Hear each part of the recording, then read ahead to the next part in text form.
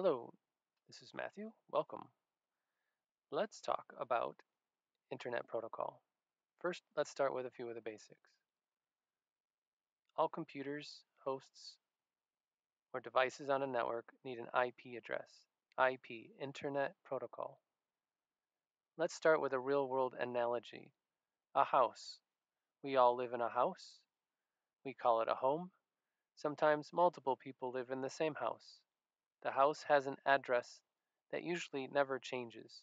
When I send an envelope with some letter inside and I postage it and I send it through the mail, it arrives at the address because that is the address of the house. However, inside the house, I have to address it to a family. Maybe two families live in the same house, so I need the family name. Furthermore, I need the person for who I send this. So on the outside of the envelope, I put the source name, the source address, and I put the to name and the to address. I pay for postage, I send it through the mail. On an IP network, it's very similar. The house address is like a MAC address, machine access control address. This address is permanently assigned from the date which the device was created. It is registered internationally with an organization called IEEE or IEEE, the Internet Engineering Experts Task Force, I forget, something like this. The occupants are like the IP address. Who lives in this house? That is the occupants. Who lives in my computer? That is the IP address. Who lives in my router? Who lives in my printer? It is the logical address for which I address something. In fact, this logical address is notorious, meaning people know this device only by its logical address sometimes. For example, I know that John lives down the street. It's John's house. That is the logical address. John has been living in this house for many, many years. It is possible, in some cases, to send a letter to John and it will arrive by simply addressing the letter to John. John is not the street address. John is not the permanent address, but John is the logical address, and sometimes this is enough. On an IP network, computers generally refer to each other, they generally address each other by their logical address, by the IP address. The port is the specific application or program that is inside the computer waiting for the information. If I send a packet, that's the envelope, and the letter together called a packet, if I send this packet of information to the computer's physical address, does it arrive? Yes. To the logical address, does it arrive? Maybe yes. But it must also check the port number because if I send web browser traffic from Google Chrome, I send this to Microsoft Word. Microsoft Word does not know what is this traffic. If I send this traffic to the wrong program, it does not know how to understand, nor does it expect the traffic. Therefore, the port number is important to be able to signal the listening program, the program which waits for this information to be received, and the program which sends this information.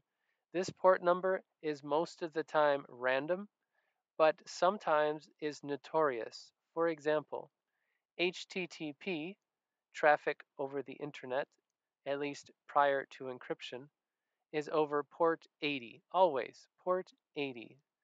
And encrypted traffic is over port 443, always, unless there are proxies or non standard installations. Other standard traffic would be, for example, FTP, File Transfer Protocol, port 21 generally. We have DNS for domain name system queries, the ability to convert a name into an IP address.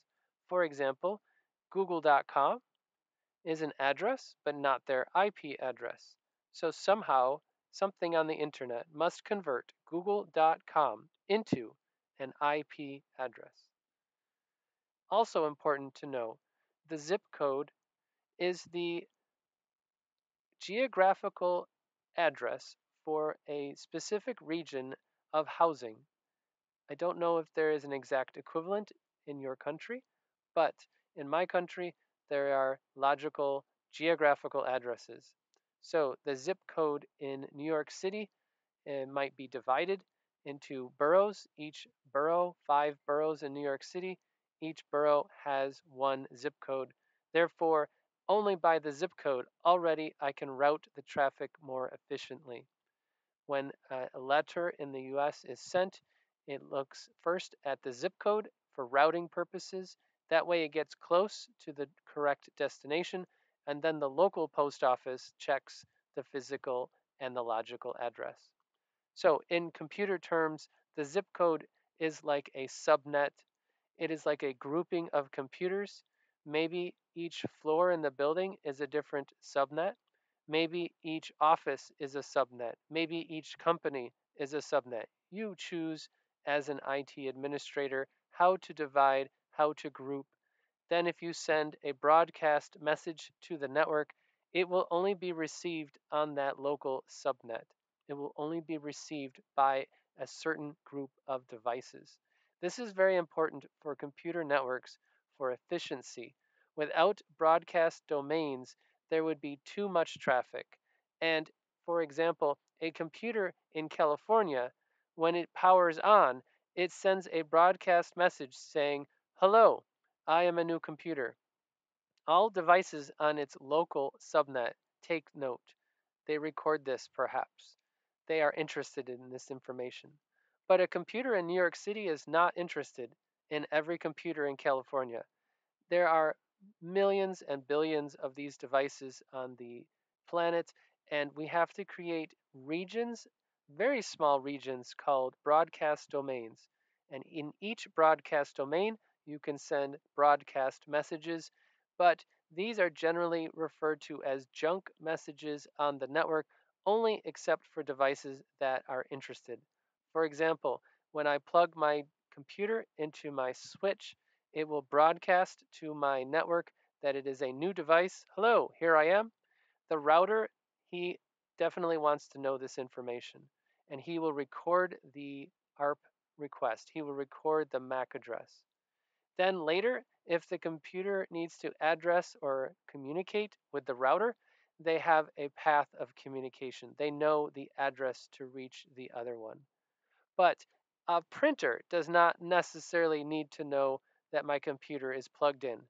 However, my computer will tell the printer and every device, "Hello, here I am."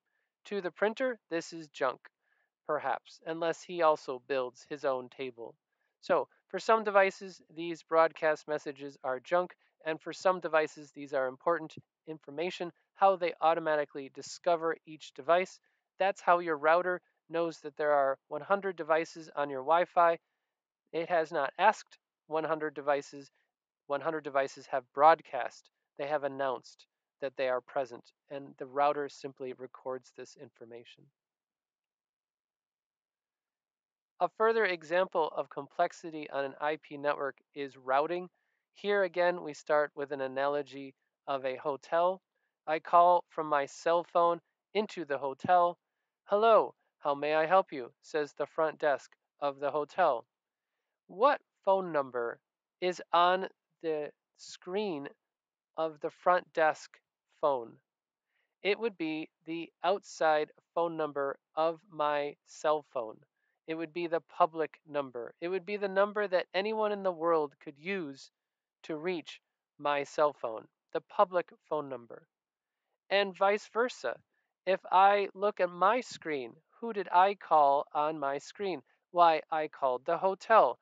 Again, what is displayed on my cell phone screen? The public number of the hotel. Now, the hotel transfers my call inside the hotel to another room. I am trying to reach an individual client in the hotel. Now I'm on a call inside the hotel on a room. What does it display on my screen on the cell phone? Again, the same information, only the public address. It is not known what is the private address of the room that I speak with. Maybe the hotel has 100 rooms. They are numbered 1 through 100. Maybe I'm on a call with room 53. Maybe I'm on a call with room 23. I don't know. All I know is that I asked the front desk for John. Please transfer me to John. Yes, I was transferred to John, but no, I do not know John's room number. That is hidden information to me outside of the hotel. This is called a private extension or a private number. The hotel front desk must transfer my outside call inside the hotel to a private extension. On a computer network, there are many private extensions. These are very well known and reserved very carefully by the standards organization responsible. Any IP address that starts 10 dot anything dot anything dot anything is by definition a private address. Also, 169.254.anything.anything, also 172.16, also 192.168. Your computer, your cell phone, and your printer right now have one of these four address ranges configured inside of it. Every device in the world has one of these IP address ranges configured inside of it if it is in use on a private network, and I will ignore very strange exceptions. This is generally true. So this is called network address translation, the ability to translate or convert one IP address into another IP address. So room 23, that's my friend John, inside the hotel, his IP address might be 192.168.1.23. This might be his private address. Then the hotel has a router. This router has a private address 192.168.1.1. How does the room 23 dial the front desk? They dial 192.168.1.1. Then they reach the front desk. Both extensions are private, both extensions are inside the hotel, and it is published inside each room. How do you reach the front desk? Normally, you dial 0 for operator. In this example, we dial 192.168.1.1 and we reach the operator. In this example, the operator is the front desk. Now, Bob or John, my friend, he calls the front desk. He transfers out of the hotel. He reaches my cell phone. On my cell phone, I look, who is calling me? Ring, ring. I look at the screen. It will say the actual public address of the hotel. It will not say 192.168.1.23. This is the inside address. This is the actual address where the call originates. John is calling me. However, what is displayed is only the public address. This is called network address translation. Your router will have both the private and public address. Only your router has the public address. And then inside your house, through the Wi Fi, you will have lots and many devices. They are connected to the router with private addresses. When the router, or specifically the printer, tries to reach the internet, maybe the printer tries to update firmware to check the internet if there are updated files, the printer will connect to the router.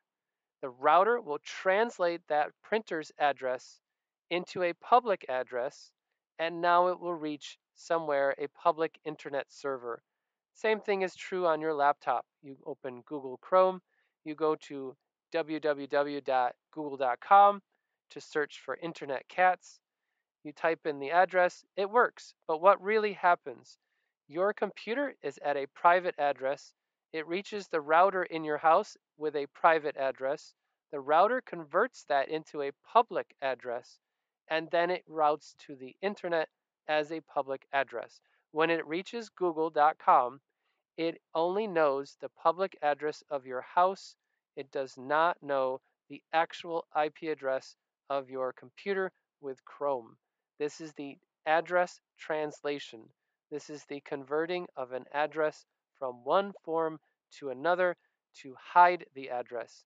This is good for security, and this is good for sharing of many devices onto an IP network with only necessary requiring one public address for the entire group. Your house has many, many devices, but only one public address.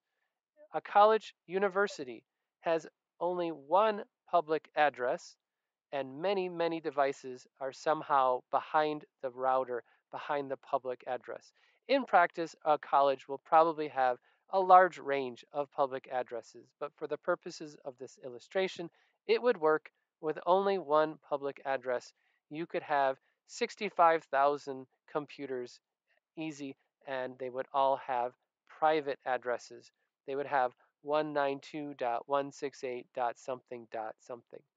The IP addresses here are IP version 4 examples, and they have a dot or a period that divides each number.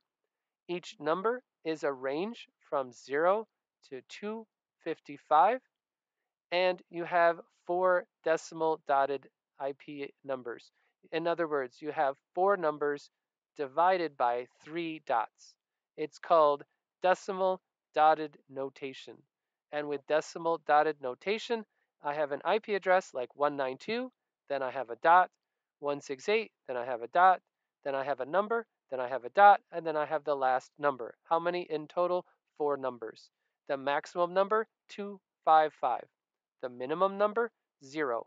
So all IP addresses somehow have to be within this range. If you do some math, what is the maximum number of IP addresses? 255.255.255.255. So this is the maximum address. This is an invalid address as it is reserved. But if this were theoretically possible, I have a range of addresses from 0.0.0.0 to the maximum address. In total, this is 4.3 billion addresses, a very large number. However, this is very small when considering the entire planet Earth. We have run out of addresses. They are all gone. 4.3 billion is no longer enough. Very small now. It might not even be enough for one country would consume 4.3 billion addresses. Think of every device that needs an address: cell phone, toaster oven, refrigerator, TV. Everything has an IP address today that requires internet connectivity, and we suddenly run out. Especially IP cameras are very much to blame. IP cameras everywhere, at gas station, at hotel, and every single IP camera requires an IP address, and there are billions of cameras everywhere on the planet. How do we fix this? Network address translation is one of many solutions to fix this problem. Network address translation allows us to take one of those precious 4.3 billion addresses and somehow use many IP addresses behind by a special mechanism called network address translation. Thank you for watching. Hopefully this was a quick overview and better understanding of what is a MAC address, what is an IP address, what is a subnet, and what is a private address versus a public address.